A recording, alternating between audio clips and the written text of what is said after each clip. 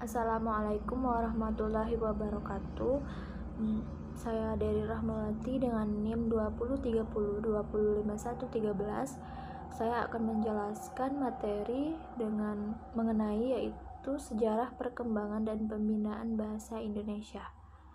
Bahasa Indonesia lahir pada tanggal 28 Oktober 1928. Para pemuda dari berbagai pelosok Nusantara berkumpul dalam kerapatan pemuda dan berikrar. Yang pertama, bertumpah darah yang satu, tanah Indonesia.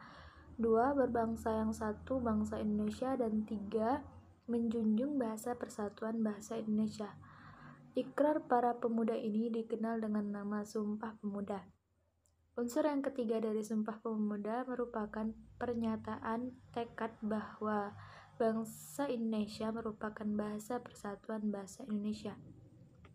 Pada tahun 1928, itulah bahasa Indonesia dikukuhkan kedudukannya sebagai bahasa nasional. Bahasa Indonesia dinyatakan kedudukannya sebagai bahasa negara pada tanggal 18 Agustus 1945 karena pada saat itu Undang-Undang Dasar 1945 disahkan sebagai Undang-Undang Dasar Negara Republik Indonesia. Dalam Undang-Undang Dasar 1945 disebutkan bahwa bahasa negara ialah bahasa Indonesia. Keputusan Kongres Bahasa Indonesia 2 tahun 1954 di Medan antara lain menyatakan bahwa bahasa Indonesia berasal dari bahasa Melayu. Bahasa Melayu mulai dipakai di kawasan Asia Tenggara sejak abad ke-7. Bukti yang menyatakan itu ialah dengan ditemukannya prasasti di kedukaan. Bahasa Melayu yang dipakai di daerah di wilayah Nusantara dalam pertumbuhannya dipengaruhi oleh corak budaya daerah. Bahasa Melayu pun dalam perkembangannya muncul dalam berbagai variasi dan dialek.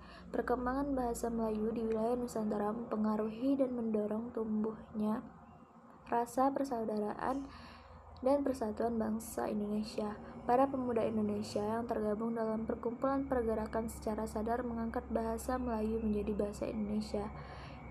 Upaya pembinaan dan pengembangan bahasa Indonesia baik dalam kedudukannya sebagai bahasa nasional maupun bahasa negara perlu terus ditingkatkan terlebih pada era global dan era perdagangan bebas seperti sekarang ini.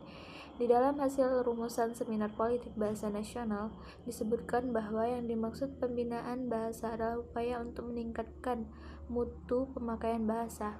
Pembinaan bahasa adalah upaya meningkatkan mutu penggunaan bahasa melalui proses belajar bahasa di semua jenis dan jenjang pendidikan serta pemasyarakatan bahasa ke berbagai lapisan masyarakat.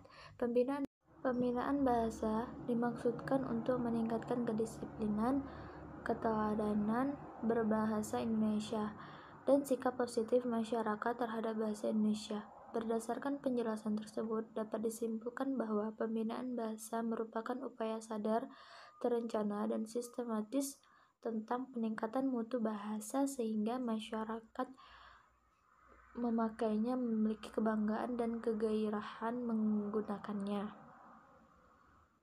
Tujuan pembinaan bahasa Indonesia meliputi 5 hal, yaitu penumbuhan sikap positif, meningkatkan kegairahan berbahasa Indonesia, meningkatkan keikutsertaan, menjaga mutu bahasa Indonesia, meningkatkan mutu bahasa Indonesia, dan menggunakan bahasa Indonesia yang baik dan benar. Baiklah, itu saja penjelasan materi yang dapat saya sampaikan. Kurang dan lebihnya saya mohon maaf kepada Allah. Saya mohon ampun. Wassalamualaikum warahmatullahi wabarakatuh.